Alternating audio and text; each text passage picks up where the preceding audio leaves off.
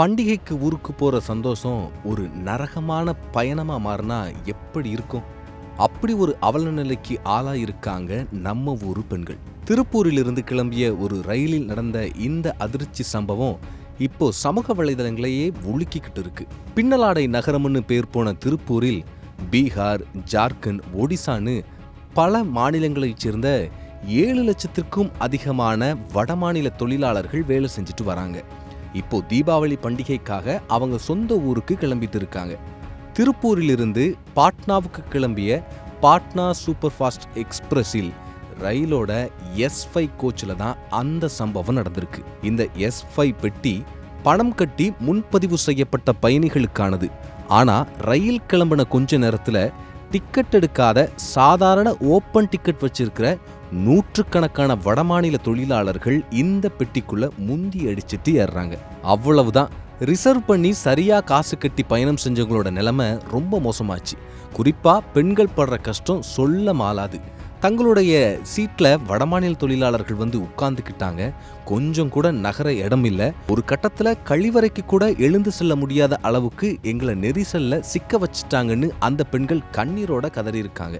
Ernakulam to Katpadi வரைக்கும் நாங்கள் train reserve பண்ணி வச்சிருந்தோம். நாங்கள் மொத்தம் 13 மெம்பர்ஸ் வந்திருக்கோம். 226669 பாட்னா ட்ரெயினை வந்து நாங்கள் ஸ்லீப்பர் வந்து புக் பண்ணி வச்சிருந்தோம். ஆனால் அந்த ட்ரெயின்ல ஏறினது மட்டும் தான் எங்களுக்கு ஏறி அந்த ஸ்லீப்பர்ல படுக்க கூட முடியல. திருப்பூர்ல ட்ரெயின் நின்றுச்சு. 5 டிடிஆர் இருந்தாங்க. ஆனா அந்த 5 டிடிஆரும் ஒண்ணும் பண்ணல. ஓப்பன் டிக்கெட் எடுத்துட்டு அவ்வளோ பேர் வந்திருக்காங்க.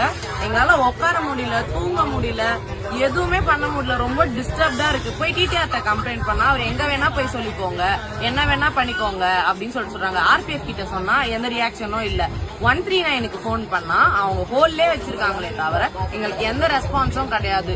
நைட் ஏறணும், இப்ப வரைக்கும் தூங்காம கொள்ளாம இப்படி உட்காந்துட்டு வந்திருக்கோம். ரிசர்வ் பண்ணி காசு கொடுத்து ஸ்லீப்பர் பஸ் கன்ஃபார்ம் ஆகி இப்படி உட்காந்துட்டு வரணும்னு அவசியம் இல்ல. யார்கிட்ட கேட்டாலும் எந்த ஒரு ரெஸ்பான்ஸும் கிடையாது. அந்த டிடிஆர் கிட்ட நாங்க போய் பேசினாலும் அவர் வந்துட்டு பெருசா எந்த ஒரு இடத்த பண்ண மாட்டாங்க. வழி விடுன்னு சொன்னா கூட வழி விட மாட்டாங்க. ட்ரம்மு கிம்மு எல்லாம் வச்சிருக்காங்க. ஒரு வாஷ்ரூம் கூட போக முடியல. ஒரு லேடிஸா இருந்து பாத்ரூம் போகாம இருக்கிறது எவ்வளவு ஸ்ட்ரகிளா இருக்கு தெரியுமா? சரி, இதுக்கு ஒரு தீர்வு வரணும்னு அவங்க அந்த டிடிஏ தேடி போய் புகார் கொடுத்திருக்காங்க. ஆனா அங்கதான் ஒரு மிகப்பெரிய அதிர்ச்சி காத்திருக்கு. இந்த டிடிஇ இவங்களோட புகார காது கொடுத்தே கேட்கலையா. என்னால ஒண்ணுமே பண்ண முடியாதுங்க அப்படிங்கிற மாதிரி அலட்சியமா பதில் சொல்லியிருக்காரு. No, take him out. Take him out. No, you have to, if you any problem, you have to complain. Where? 139. You do not take any action. Action, You will not check. You will not check the ticket. You will not check the ticket. Already checking, sir. Already checking. Everybody is having the ticket. Already Reserve ticket. No, fine, everything. Fine. They all are sitting here only. Notable, na? Single person, notable, ma'am.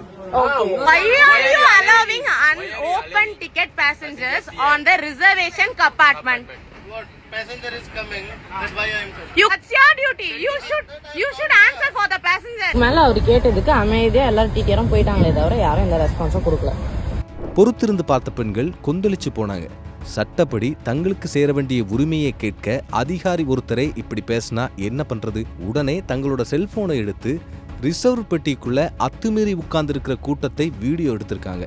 தங்களோட புகாரை கண்டுகொள்ளாத அந்த டிடியையும் video எடுத்து எல்லாத்தையும் social மீடியால பதிவேற்றம் செஞ்சிருக்காங்க. இப்போ அந்த வீடியோ தான் காட்டு தீயா பரவி வருது. பணம் கட்டி பயணம் செய்யும் எங்களுக்கே இந்த நிலைமையா? ரயில்வே நிர்வாகம் என்னதான் பண்ணுது? அந்த டிடிஇ மீது உடனே நடவடிக்கை எடுக்கணும்னு நெட்டிசன்கள் கொந்தளிச்சு போயிருக்காங்க.